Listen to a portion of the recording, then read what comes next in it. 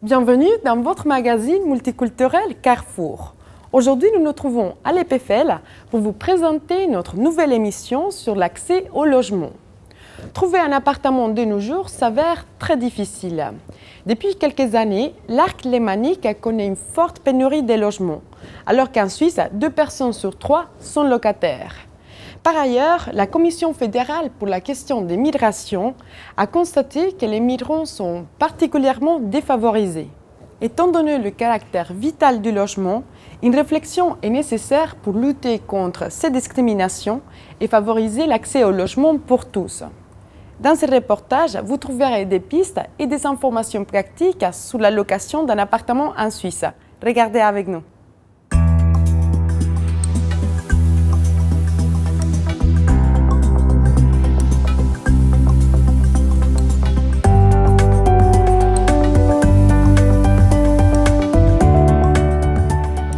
Avec vous, nous souhaitons d'abord parler sur la situation actuelle des pénuries des logements et comment expliquer cette pénurie des logements.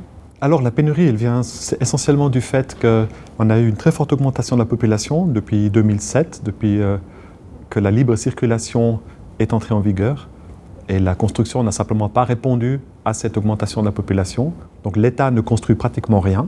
Les coopératives construisent un peu, mais sinon, pour l'essentiel, ce sont des privés, des entreprises, des particuliers, beaucoup, qui construisent des logements lorsqu'ils ont la possibilité de le faire, donc lorsqu'ils ont un terrain.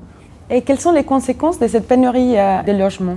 Alors les conséquences, étonnamment, se traduisent pas par une forte augmentation des loyers, parce que les loyers, ces dernières années, ont évolué comme l'indice des prix à la consommation, grosso modo. En même temps, ce n'est pas vrai partout. Il y a des régions, justement celles où l'immigration s'est concentrée, où les loyers ont augmenté plus fortement que ça. Pour en prendre quelques chiffres, pour avoir une idée, un appartement de 4 pièces et demie, dans le canton de Vaud, il se loue aux alentours de 1 500 2 000 francs, en moyenne des appartements occupés. Mais si vous cherchez aujourd'hui un appartement de 4 pièces et demie dans le canton de Vaud, en dessous de 3 000 francs, c'est presque pas possible. Donc si vous pouvez mettre 3 000 francs pour payer un loyer par mois pour un appartement familial, il n'y a pas vraiment de problème. Donc pour les gens qui n'ont pas 1 000 francs des loyers par mois. Pour ces personnes-là, c'est très difficile. En général, elles se rabattent sur des logements plus petits ou alors des logements qui sont en dehors des centres urbains et doivent faire les déplacements.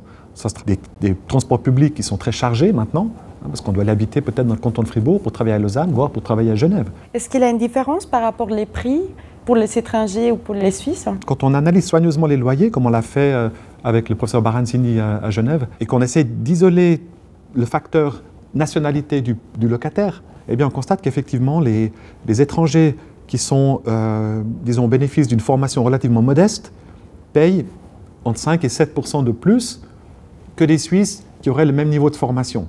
Quelles sont les discriminations en matière de logement envers les étrangers, de manière générale? Alors, il n'y a rien d'officiel, il n'y a pas de diagnostic, de statistique sur une discrimination contre les étrangers. Certainement que certaines populations, certaines origines vont avoir plus de mal, sachant qu'en général, le propriétaire du logement ou la gérance a le choix parmi beaucoup de candidats quand un appartement est à disposition, surtout si c'est un appartement avantageux. Et après, comment elle choisit? Alors certaines gérances sont très équitables et choisissent le premier qui s'est inscrit, et puis d'autres exigent dorénavant pratiquement un CV, un résumé de votre vie, une lettre de motivation et des recommandations, et ce sont toutes des choses qui sont évidemment difficiles à fournir pour quelqu'un qui vient de l'étranger. Est-ce qu'il y a une institution, un organe qui contrôle alors les prix des loyers ou justement l'accès au logement pour tout le monde? Il n'y a pas de surveillance à proprement parler, il n'y a pas d'autorité qui surveille le niveau des loyers, ni au niveau cantonal, ni au niveau communal, ni au niveau fédéral. La seule chose qui existe, c'est un droit du bail qui définit ce que c'est qu'un loyer correct ou un loyer abusif. Et ensuite, c'est au locataire de réclamer une correction de son loyer s'il est abusif, d'entreprendre les démarches. Il sera aidé par l'association des locataires, évidemment, ou par un avocat, bien sûr, mais c'est à lui d'entreprendre la démarche. Est-ce que vous-même, vous savez trouver un appartement facilement, par exemple? Non, c'est jamais facile. Vous savez jamais trouver un appartement? Jamais. Moi, j'ai le problème toujours avec ma fille. Mais ouais, je suis divorcé, mais Une pièce appartement, ça fait 8 ans déjà. J'ai jamais trouvé. À cause de ça, ma fille ne peut pas. Même. Il vient de visite, mais normalement, il ne peut pas dormir chez moi. Ça fait 8 ans déjà.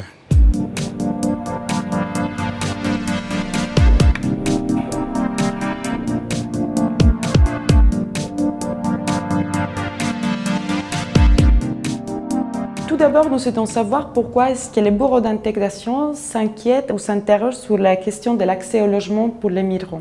C'était dans le cadre du Forum des migrantes et migrants 2009, dont le thème était antidiscrimination, que certains participants nous ont fait le récit d'avoir eu des problèmes à trouver un logement ou même d'avoir eu des expériences déplaisantes. Alors c'est pour ça qu'on a décidé d'aborder ce thème lors du forum de cette année.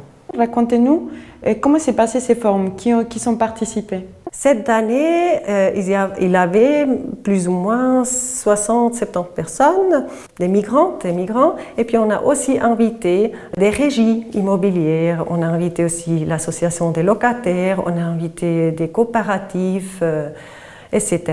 Voilà, il y avait vraiment un dialogue entre les différents acteurs dans le thème. Et comment ça s'est déroulé ces forums? Vous avez fait une enquête, pouvez-vous nous expliquer? On a pu constater quelques tendances avec ce sondage. Une majorité de 2/3 des participants a eu des difficultés de trouver leur actuel logement. Soit parce qu'il n'y avait pas d'appartement convenable, il y a une pénurie de logements à la ville de Berne, soit parce que leur demande fut toujours rejetée. Ensuite, on a demandé si les participants pensent avoir été une fois des victimes de discrimination lors la recherche de logement. 2/3 pensent que oui. Comme facteur négatif, ils ont nommé la nationalité, le permis de séjour et le nom. Un autre facteur qui a été thème au forum, c'était le manque d'informations et connaissances du côté des migrants. Ils ne connaissent pas assez toute la procédure de la recherche d'un logement, ils ne disposent pas encore d'un réseau social. Souvent, ils ne connaissent pas leurs droits et leurs obligations comme locataires. Quelles sont les mesures qui peuvent être mises en place pour améliorer justement cette situation? On a parlé par exemple d'un cours d'orientation qui s'adresse aux migrants. Une autre mesure pourrait être la création d'un centre de consultation. Et puis les régies immobilières pourraient offrir des cours à leurs collaborateurs pour améliorer leurs compétences interculturelles et pour les sensibiliser à la situation spécifique des migrants sur le marché du logement. Pourquoi est-ce que finalement est-il important de faciliter l'accès au logement pour tous? Parce que ça facilite l'intégration. Tout simplement. Comment être à l'aise dans un pays si on ne se sent pas à la maison, dans la maison.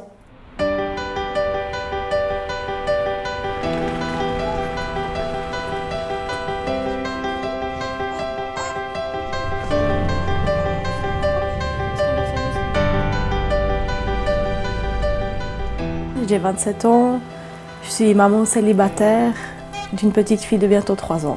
Pendant combien de temps est-ce que tu as cherché un logement? Je pense pratiquement 2 ans.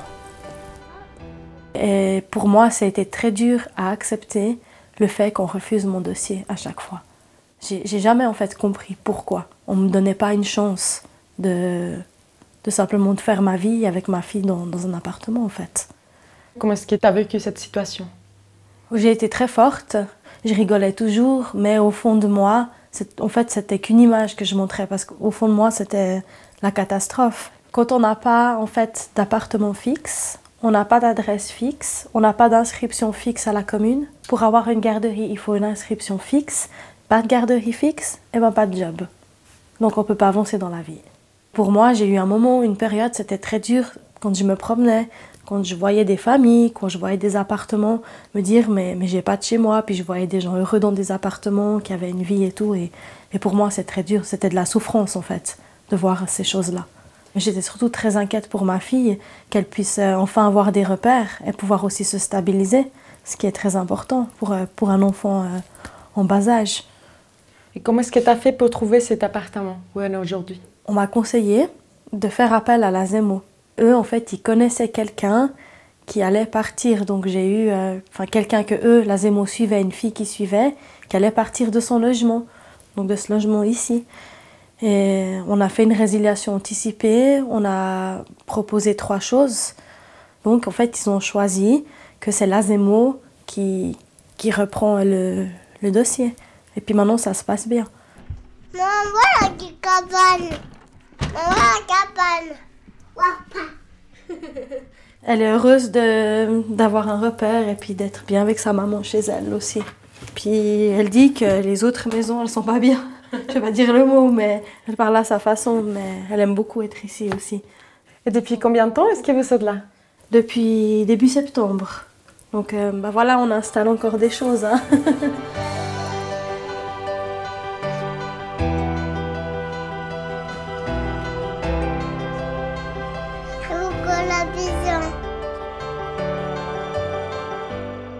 La pénurie des logements est quelque chose de grave et d'urgent, ça on le sait. Mais quelles sont les solutions qu'on peut apporter à cette question?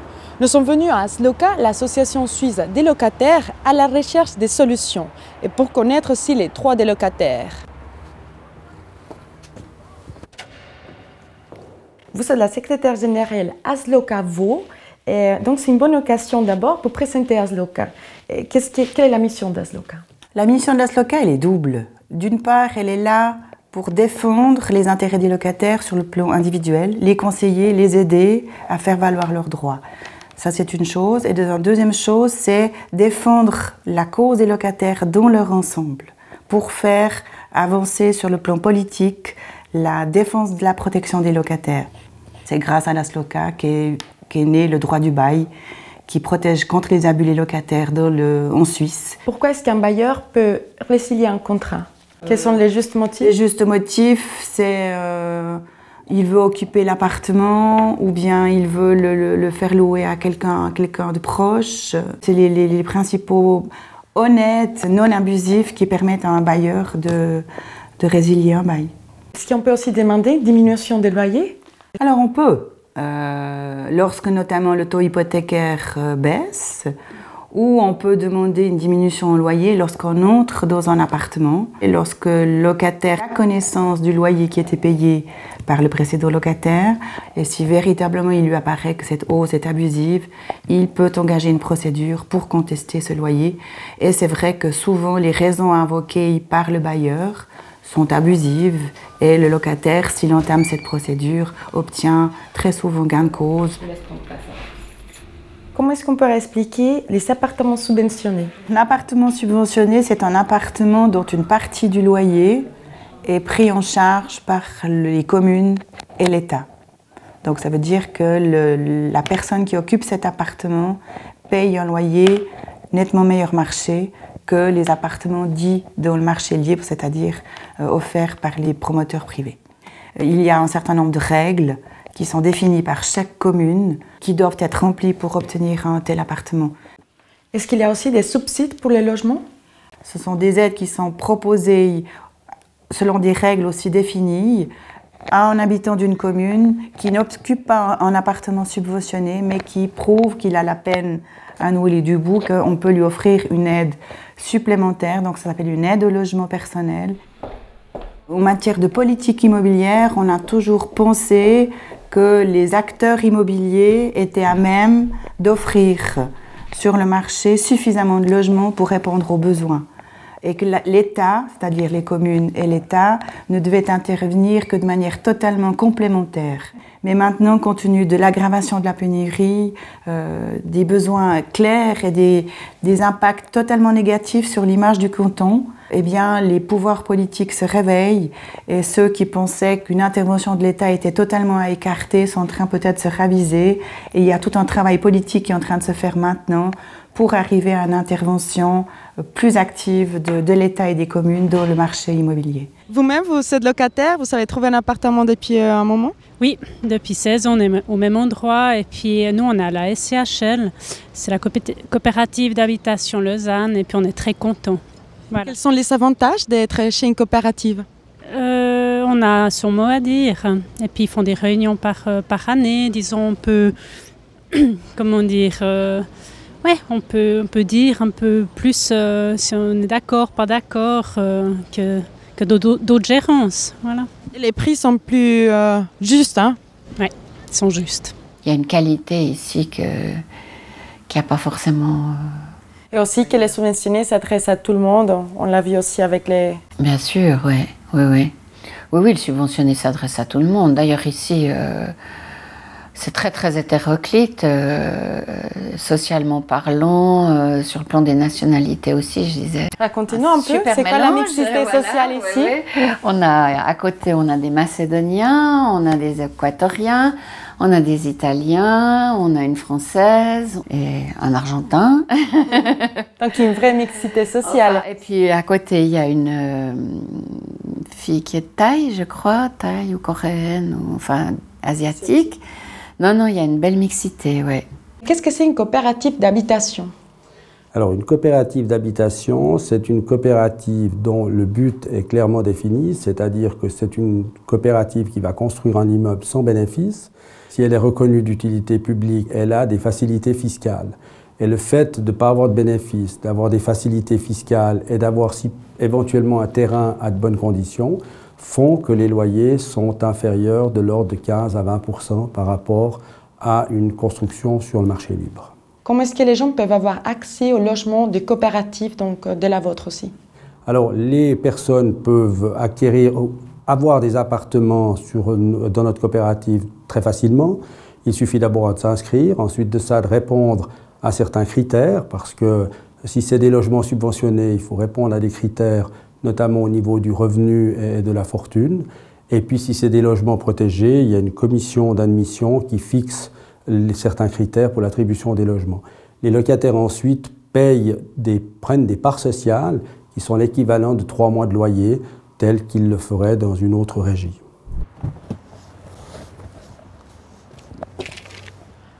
Où est-ce que nous sommes aujourd'hui? Alors on est sur le chantier de Sirius à l'avenue de Morges. C'est une grosse opération à Lausanne. Sur cette parcelle, vous aurez 4 immeubles, dans chaque coin. Donc dans le coin, ici, angle Couchirard, avenue de Morges, vous trouverez les logements protégés. Sur la partie du bas, ici, les logements en propriété par étage. Ici où nous sommes, les logements subventionnés. Et sur le haut, les logements à marché loyer libre. Donc c'est ici, on va voir une vraie mixité sociale. Alors tout à fait, ici vous aurez vraiment une vraie mixité sociale, surtout qu'avec les logements protégés, mélangés aux logements PPE, voire avec les marchés libres et subventionnés, effectivement on peut dire qu'on retrouve un petit peu toute la catégorie de ce que fait la coopérative Cité Derrière.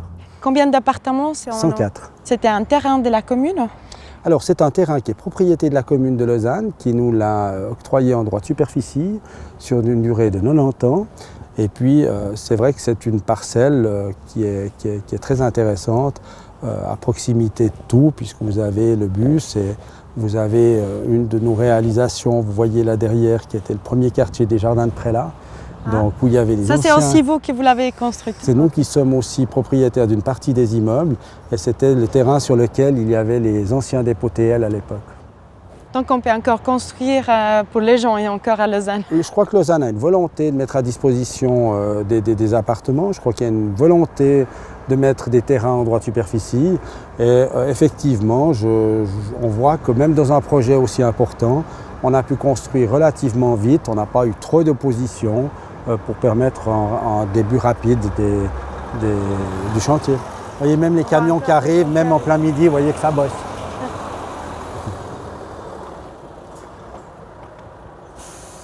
C'est pas facile de trouver aussi. Si tu aussi es au social, c'est pas facile, mais quand même il y a les associations qui aident pour que tu trouves. Est-ce que vous-même, vous avez trouvé un appartement? Oui, j'ai trouvé un appartement. Mais c'était difficile pour moi, mais j'ai trouvé par rapport à une association, pas moi seule, parce que c'était difficile. Vous êtes le président de la Fondation Apollo. Expliquez-nous en quoi consiste cette fondation. La Fondation Apollo agit aujourd'hui principalement sur la Riviera vaudoise et elle a pour objectif de trouver des solutions aux personnes qui vont se trouver en difficulté face au logement. Que ça soit être sans logement, être dans une phase d'expulsion de son logement ou être mal logé, c'est-à-dire d'avoir un appartement totalement inadapté à la cellule familiale. Là, on parle des fois de plusieurs personnes dans un studio et où il faut reloger, alors que les gens ont finalement, sont des mauvais profils pour les gérances puisqu'ils ont des dettes, ils ont des histoires familiales, des histoires de comportement complexes. Donc l'idée, c'est de pouvoir les accompagner à retrouver un logement. Donc on va prendre potentiellement le bail au nom de la fondation, les réamener à vivre en logement, ramener une confiance avec les gérances, et puis ensuite, après 1 année, 2 ans, leur transférer le bail à loyer à leur nom et les laisser voguer de leurs propres ailes dans leur nouveau logement. Est-ce qu'il y a des migrants qui s'adressent chez vous, qui trouvent des difficultés? Bien sûr, on va avoir des migrants, on est ouvert, on ne fait aucune distinction. C'est vrai que par contre, on ne va pas s'occuper de migrants qui relèvent de l'EVAM. Par contre, à toutes les autres catégories, quelle que soit leur provenance, quelle que soit leur religion, leur race, ils seront pris en considération, on analysera leur dossier et dès le moment où il y a une adhérence de leur part, on peut travailler avec eux. Et eux veulent travailler avec nous, parce que ça doit être dans les deux sens. On pourra les accompagner vers un nouveau logement, vers le fait de trouver un logement qui convienne à leurs besoins, mais aussi finalement à leurs ressources financières et à leurs capacités. Est-ce que les gérances immobilières sont ouvertes justement à ces propositions?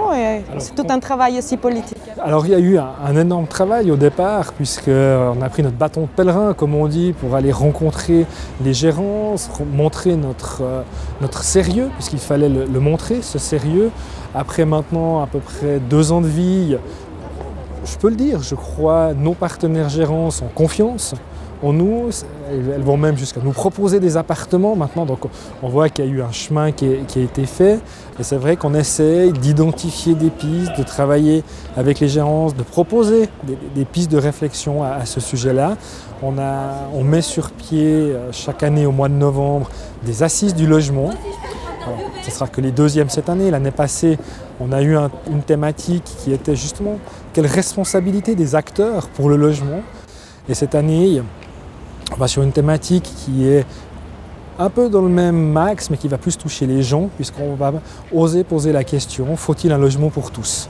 Constitutionnellement, c'est un droit justement qui est inscrit comme un droit. Or, c'est un droit qui n'est pas appliqué. Et les droits qui ne sont pas appliqués dans un état de droit, c'est quand même assez curieux. C'est un droit fondamental qui constitutionnellement est inscrit.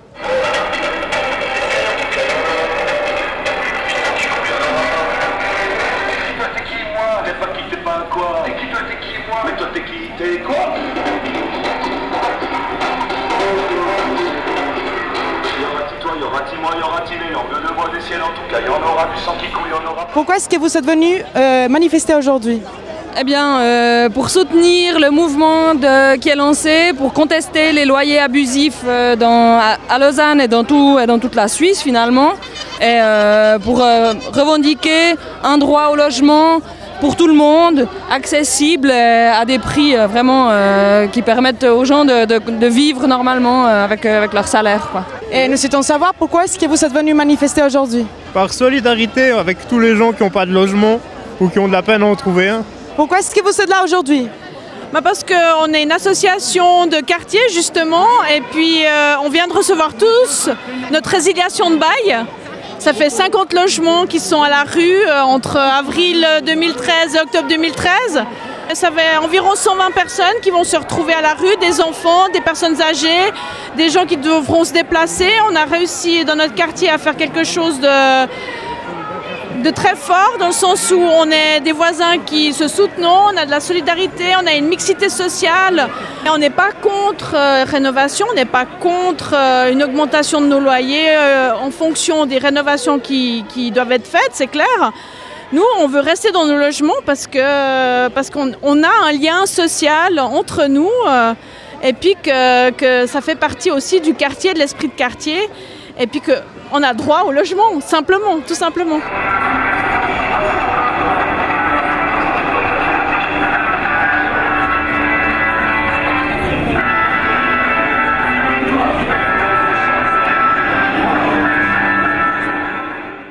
Le logement est sans doute un élément essentiel pour notre qualité de vie. Pour trouver plus d'informations sur les thèmes du jour, voir ou revoir nos émissions, rendez-vous sur notre site internet www.carrefourtv.ch. Merci de nous avoir suivis. On se retrouve le mois prochain sur votre télévision locale. À la prochaine et à la vista!